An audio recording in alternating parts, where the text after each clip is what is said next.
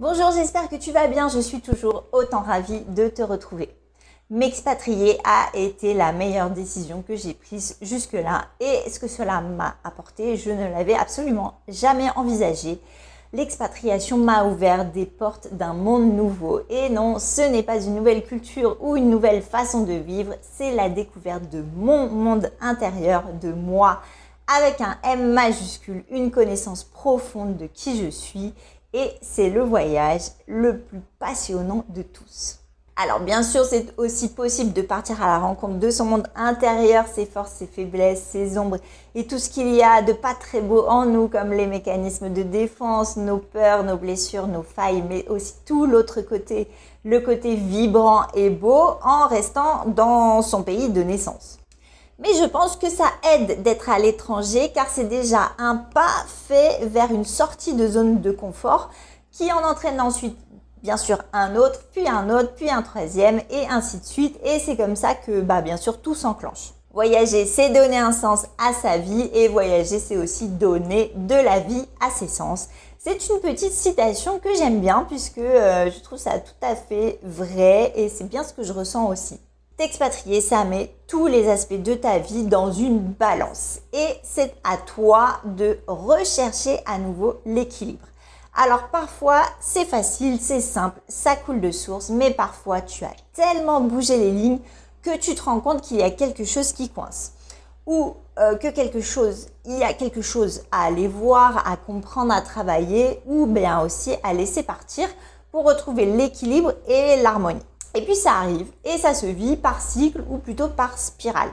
Tu visites un à un chaque aspect de ta vie quand il se présente et tu y remets un peu plus d'harmonie. Et quand c'est fait, tu passes à un autre domaine ou à une autre facette de toi-même. Donc ça n'est pas vraiment quelque chose de stratégique élaboré par ton cerveau, ça se fait tout seul. Les choses viennent quand, toujours pareil, quand c'est le bon moment. Bon, bien sûr, c'est un peu un travail sans fin car tu ne fais que bouger les lignes à chaque fois, donc tu dois souvent réajuster l'équilibre. Mais, c'est une spirale ascendante de vie et bien sûr portée par la vie. Donc c'est comme tout, le plus dur c'est de commencer et honnêtement, une fois que tu as commencé, tu ne peux plus t'arrêter.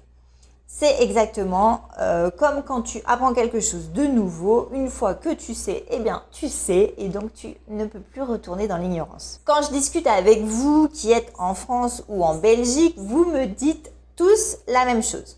Vous vous sentez plombé, collé au sol, voire même happé vers le bas par des sensations d'énergie lourde et cela vous rend votre désir d'évolution et d'expatriation plus douloureux et aussi plus difficile à suivre. Et c'est bien dommage, mais sache que si tu veux de l'aide pour ton projet d'expatriation, si je peux t'aider déjà à te lancer, à y voir plus clair, je propose un programme qui s'appelle Passer le cap difficile de l'expatriation, dans lequel je t'aide à mettre de la clarté dans ton chaos intérieur, à valider ton projet, tout mettre en place en détail, la logistique, le mindset, le business, les émotions, la famille, etc. Il y a un lien pour en discuter avec moi sous la vidéo, donc n'hésite pas à prendre ton rendez-vous. Mais en fait, ça n'est pas réellement de ça dont je voulais te parler aujourd'hui. Comme je te le disais en préambule, le fait de m'être expatriée m'a permis de beaucoup travailler sur moi et du coup de faire beaucoup de recherches et d'apprendre énormément sur des sujets divers et variés, mais qui sont devenus pour moi essentiels à la connaissance de soi, des autres et des rapports entre êtres humains. Ce sont des thèmes de psychoéducation qui devraient, c'est mon avis, être étudiés à un moment ou à un autre de la scolarité dans toutes les écoles, car cela nous éviterait bien des embûches une fois lancés dans le monde adulte. Alors bien sûr, je sais que nous sommes la première génération à effectuer ce travail de développement personnel, donc on manque un peu de ressources et de modèles. Et beaucoup de personnes ne se sont encore même jamais intéressées à ces thèmes. Je parle ici pourtant de thématiques universelles, comme les émotions, comment elles viennent, à quoi elles servent et qu'est-ce que l'on en fait, ou encore le système nerveux et le stress ainsi que les angoisses, d'où ça vient, pourquoi et comment on arrive à s'apaiser. Et il y a bien sûr aussi les relations, avec nos parents qui conditionnent inconsciemment une grande partie de nos choix futurs à mettre en relation avec nos blessures, les éventuels traumas ou même l'héritage transgénérationnel. Il est à mon avis fondamental d'avoir un minimum de connaissances sur ces thématiques pour cesser de subir sa vie, répéter sans cesse les mêmes schémas et croire qu'on est une pauvre petite victime qui n'a pas de chance dans sa vie. Parce que, en fait, si de la chance, on en a parce qu'on est en 2025 et que nous avons à notre disposition tout un savoir qui peut considérablement nous changer la vie et nous permettre de devenir beaucoup plus souverains.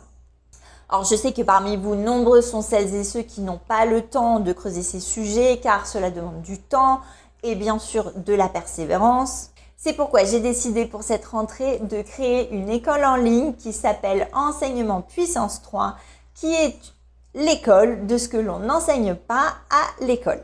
Et donc, durant une année, je vais explorer, expliquer et approfondir 12 thèmes sur la base d'une masterclass par semaine d'1h30 qui se composeront chacune d'une partie théorique de psychoéducation, car c'est important de comprendre et de conscientiser chaque sujet, et d'une partie somatique, donc avec des exercices corporels pour bien ancrer le savoir en toi et permettre une meilleure introspection ainsi qu'une meilleure intégration.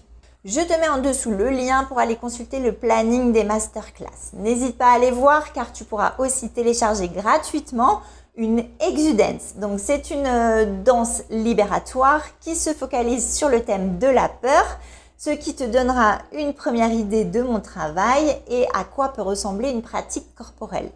Tu verras, c'est puissant, c'est libératoire et c'est aussi super ludique. Les masterclass débutent le premier mercredi d'octobre, donc tu peux déjà réserver ta place. Je te mets tous les liens en description. Et s'il y a des sujets que tu aimerais que j'aborde en profondeur qui ne sont pas encore prévus au planning, eh bien j'adorerais avoir tes suggestions. J'ai hâte de te lire et de te retrouver très prochainement. En attendant, prends bien soin de toi.